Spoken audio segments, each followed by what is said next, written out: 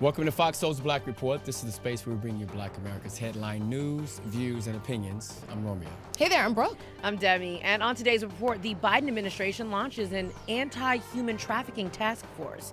An Ohio school district agrees to pay $3 million after a bullied child took his life. And the Department of Justice takes steps to reduce gun violence. Black businesses in Albuquerque, New Mexico are set to get some special support, and we have an update on a promise of support from Target.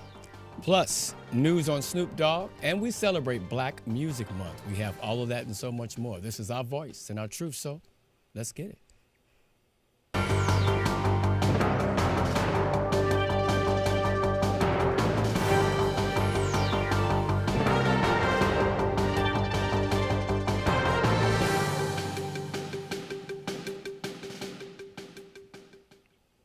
The Biden administration is hoping to fight human trafficking and smuggling in the Northern Triangle countries and Mexico with a new task force. Vice President Kamala Harris highlighted the initiative during a press conference Monday afternoon alongside Guatemalan President Alejandro Giammattei.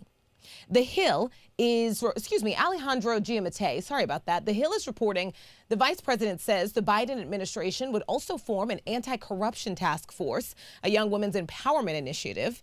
They plan to invest in affordable housing, agriculture businesses, and entrepreneurs in Guatemala. The White House says the investments will total $48 million over 4 years. You know, lots of attention right now being paid to the vice president's trip. So let's break it all down. As Politico reports, you know, while in Guatemala, she did have a big message. And part of all of this is the VP is hoping to foster hope while also deterring immigration, deterring migrants from making the trip to the United States border. And she had a pretty blunt message that is getting a lot of criticism from both sides, Democrats and Republicans. So she said very clearly, do not come. Those were her exact words. And progressives are upset. The AOC says, you know, this is disappointing to see. First, seeking asylum at any U.S. border is a 100% legal method of arrival. Second, the U.S. spent decades contributing to regime change and destabilization in Latin America. We can't help set someone's house on fire and then blame them for fleeing. What's interesting is Republicans also criticizing, essentially saying Donald Trump said those same things and you had a problem with it, saying this sounded like Donald Trump and there was an issue with it. And so this was a lose-lose. Yeah. I mean, like you said, Brooke, so much attention as being on this story right now. We could go on and on and on. First things first, a lot of comparison was online today about whether or not Trump did the same thing like you said. And so a lot of people were bringing back to light that Trump did sign 8 laws, 8 anti-trafficking legislation into effect when he was president. So that's just one thing. On top of that, going back to the trip, this is her first international trip as VP. And so when she landed, like you were saying, Brooke, she got a lot of hatred. There was a big sign like on a wall that had hatred towards her. There were protesters in Guatemala when she landed, on top of the fact, again, back to Republicans not really being in support of this. Ted Cruz, he hopped on Twitter and pretty much blamed Joe Biden and Kamala Harris for the entire border crisis. That was the next conversation. It turned into a whole conversation about who's responsible for the border crisis, and they totally blamed Joe Biden for it. And also Kamala Harris said one more thing. So she said the plan for this trip was not to have it all figured out to the T, but more so to show that the United States cares about creating legal pathways, you know, with other countries and things of that nature. So of course we'll be, you know, giving you guys the update step by step on this because there's a lot of talk about this story right now. Yeah, it really is. And to begin with, it started with her flight, just getting there. Remember how the plane had to turn around? So it started at that point. But are they really taking what she said really harsh by saying don't come? We're talking about human trafficking. We're talking about smuggling. We're talking about how that's a high number, how people get caught into that system and it can affect over 25 million people in the world. So yes, she went to deliver a message that everyone may not be happy with. Some may compare it to Trump, but I think it's more to it if they read and listen just a little bit more. Yeah, sure. And in response to, you know, the criticism, you know, the vice president says, look, I'm really clear. We have to deal with the root causes, and that is my hope, period. Yeah. All right, guys. So another important story, the Department of Justice announced a new action plan taking steps to reduce gun violence by tackling the use of stabilizing devices that convert pistols into rifles and by publishing model legislation on red flag laws. The steps follow up President Biden's executive actions in April, which gave DOJ 60 days to act on both issues.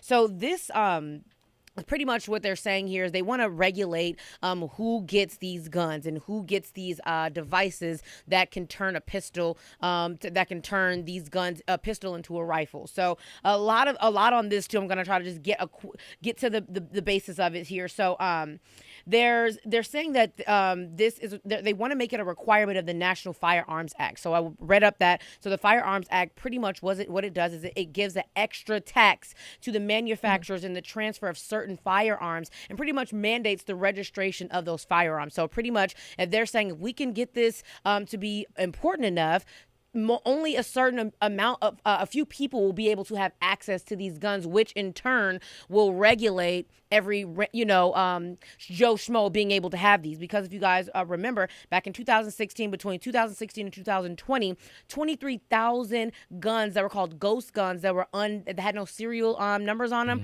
were out in the world. Also, it was one really important part. If you guys have something to say, I want to double back on it if we don't have time. But I mean, this was really, really interesting because I do think that this is going to be an interesting step to trying to curb who gets guns and how many guns get out in the world, because it's going to be a long fight. But I think every little, step, every little plan that we can do, it's going to help save lives at the end of the day. No, go ahead, bro. What's that? Okay. Well, then we'll go. I can't find my point. If we have time at the end of the show, because you touched on everything right there. Yeah. You definitely hit it. So I mean, if you're good, all right. If you want to come back to it, we definitely will. I will. Thanks. All right. Well, the parents of an 8-year-old boy who killed himself after being bullied repeatedly in an Ohio school have reached a tentative $3 million settlement with the school district. The agreement will go to School Board for Cincinnati Public Schools for approval in the Gabriel Tay case that dates to 2017. The schools also agreed to actions to prevent a repeat of such bullying with such steps as training and supervising all staff on anti-bullying reforms and to working to identify repeat offenders, victims, and locations. There will be 2 years of oversight of the district's anti-bullying plan. A memorial to Gabriel will also be placed at the Carson School, the elementary school that he attended. This hits home in so many ways. So we're talking about third grade. My son Malachi is 8 years old, going to the third grade. So, mates, I watched this video back of where this little boy was knocked unconscious in the bathroom because there's this camera footage of it. And as he lay there, kids walked by. They laughed, they taunted him, they kicked him.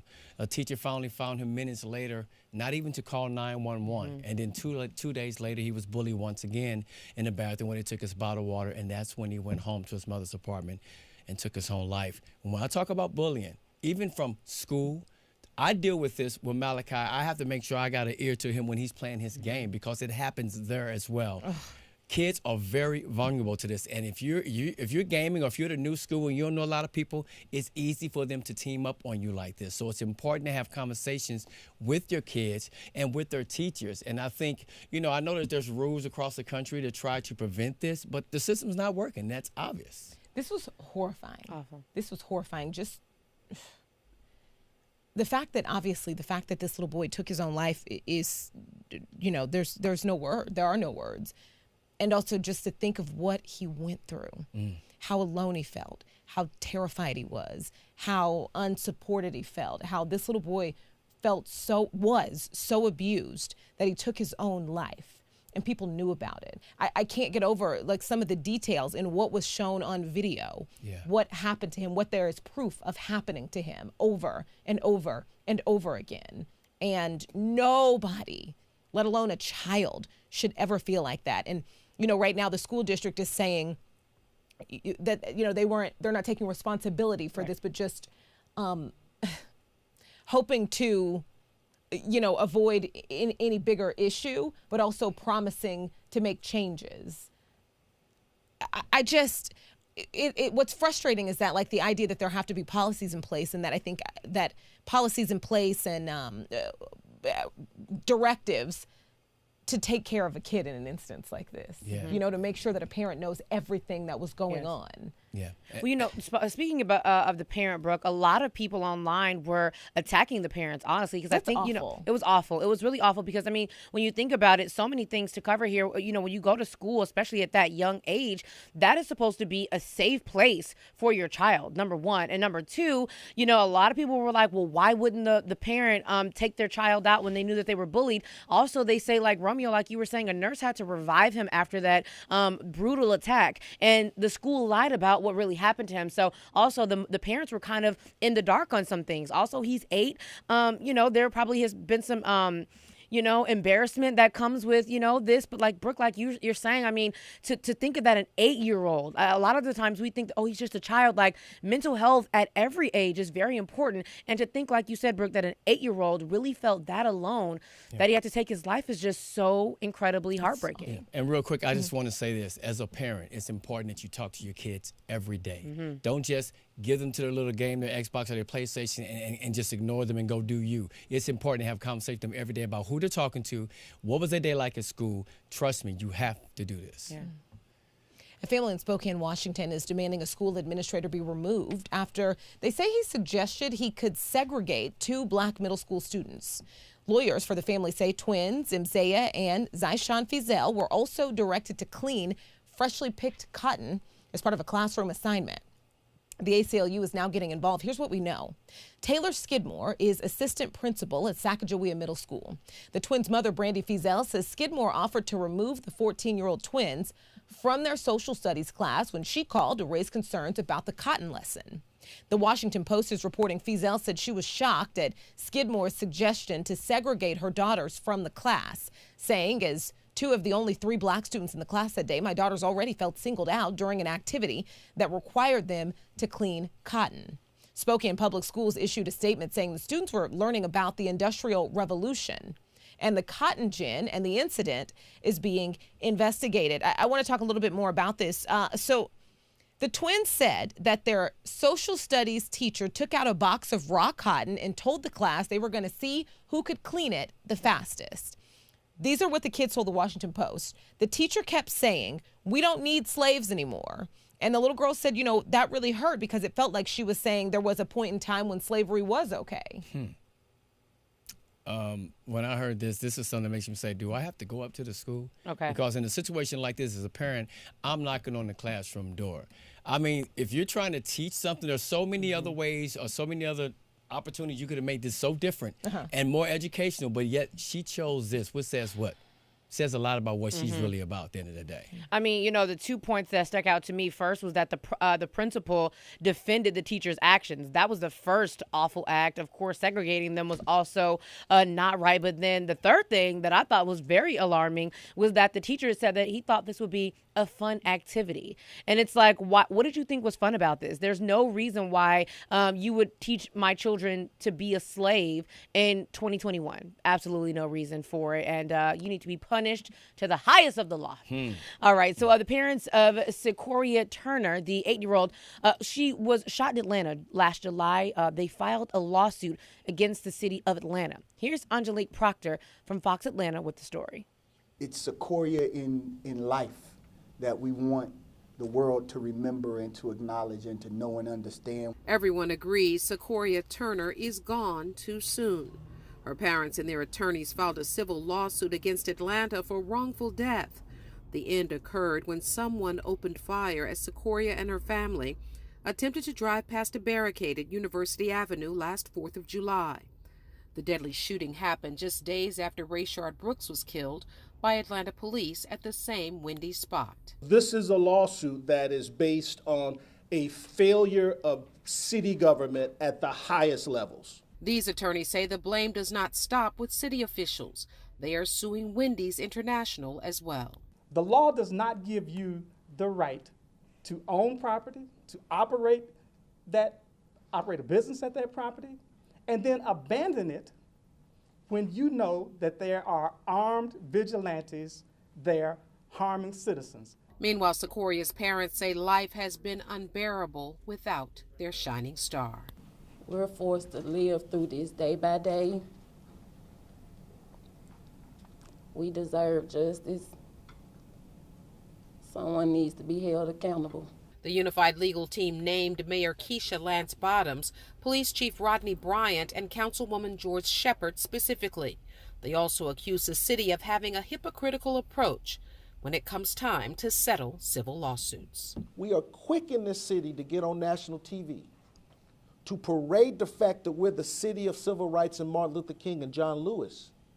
And other cities who don't have that rich heritage step up to the plate and take responsibilities when their employees and their agents do something wrong. Angelique Proctor, Fox 5 News.